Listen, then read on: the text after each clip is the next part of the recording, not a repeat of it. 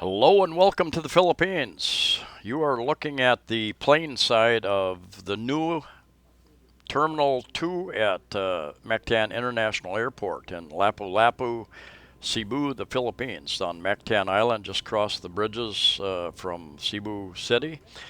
And the date is July 2018. That is important because they just opened and they continue to go through some construction phases and setup. But it opened on July 1st, I believe, was inaugurated, and that is for international flights only. And Terminal 1, which is going to be coming up here to our right, the old terminal, is for domestic flights within the Philippines. And the new Terminal 2 is for international flights. So keep that in mind if you're flying in or you're going to meet somebody or somebody's going to meet you. Be sure to inform them of which terminal you're going to be landing at. I believe in 2017, Terminal 1 had about 10 million passengers, and it's expected that Terminal 2 will have about over 12 million passengers in the coming year. You're looking at the Terminal 1 right there ahead of us. We are on a domestic flight. We're going to go off to the side and get off the plane and take a bus over to the terminal. And I will show you around that Terminal 1 later. But first we're going to take a look at the passenger side of Terminal 2. They do have a shuttle bus that runs between the two terminals. So if you get off at one and need to proceed to the other one, they do have a free shuttle bus there. They would not allow us to walk between terminals because of ongoing construction.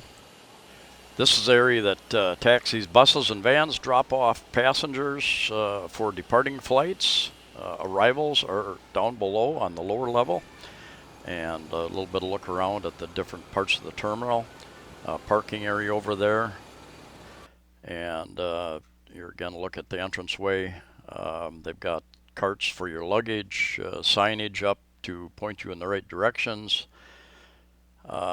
Here's a look through the glass. They would not allow us into the terminal without tickets.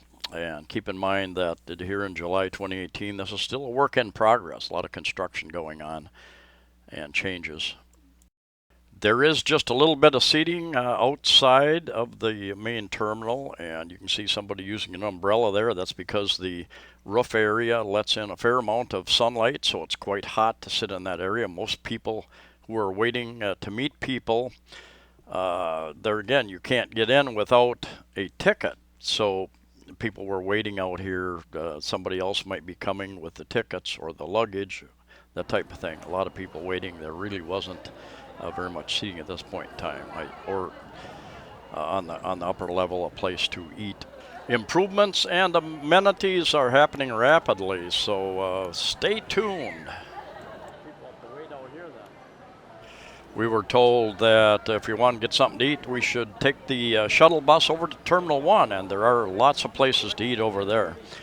And it really is walking distance, but you can't get there because of ongoing construction. Keep in mind again that it is just opened and it is still under construction.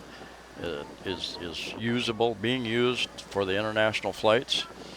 And right up ahead of us here, you have many of the car rental operations.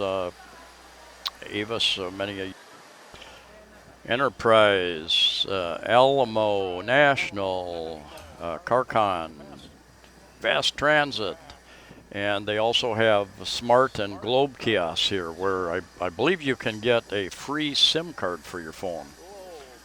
And just a little bit further down here you have places for the taxi stand. So if you're wanting to take a yellow taxi is considered the airport taxi. They're generally about twice as much as the white metered taxis. They're both metered, but they start at a different rate. The yellow taxis generally come back empty, so they basically are charging for the trip both directions. Either way, it's much cheaper than it is in many countries, definitely in the USA, to take a taxi. Even 200 pesos versus 400 pesos for the yellow taxi. It's not that much more really when you break it down into U.S. dollars or other currencies. And here was the shuttle bus out here going between terminals. And also my bus. We took my bus for 25 pesos a piece over to Park Mall, as a matter of fact. Terminal 1 is now exclusively for domestic flights. There's plenty of ATM machines here. Just make sure that if you're coming from out of town, that your bank understands you're in a foreign country. Obviously, the same goes for Terminal 2, the international terminal. This place has been established for many, many years. Was originally a Air Force base for the U.S. Air Force. Built it, and during Vietnam War became very busy as a base for the Vietnam War. And I think in the 60s it turned over into a civilian airport. Prior to that, the airport was in where IT Park is now. My experience at the Manila airport and also at the Cebu City Airport, Mactan International Airport, is that you go through two sets of x-ray machines. This is the initial set. You take everything out of your pockets, anything metal, that type of thing, you pass through that. And then not very far from there, and they do have self-check-in kiosks also, if you aren't checking any baggage. But not very far from that first set of x-rays, you do the same thing. You take everything out of your pockets and send them to another x-ray machine. And even when I was just transferring, I flew into Manila back in 2015 and then flew on to Cebu City. Also, in transferring planes, I had to go through two sets of x-ray equipment. And now that all the international passengers are off in Terminal 2,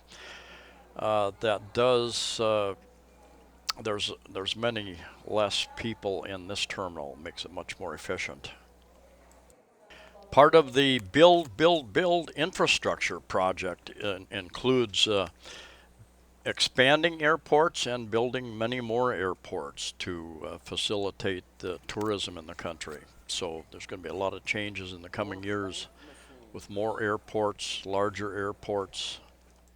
Gift giving is a big part of many cultures. When you've been on a trip and when you're arriving someplace or coming back home, bringing back gifts from wherever you've been. It's a big part of many cultures, including the Philippines. And there's many shops here where you can buy souvenirs. Of course, the items in the airports are generally more expensive than what you can buy in the local towns. A lot of times, I bought a couple of T-shirts. I think they're about 250 pesos a piece, about $5 each.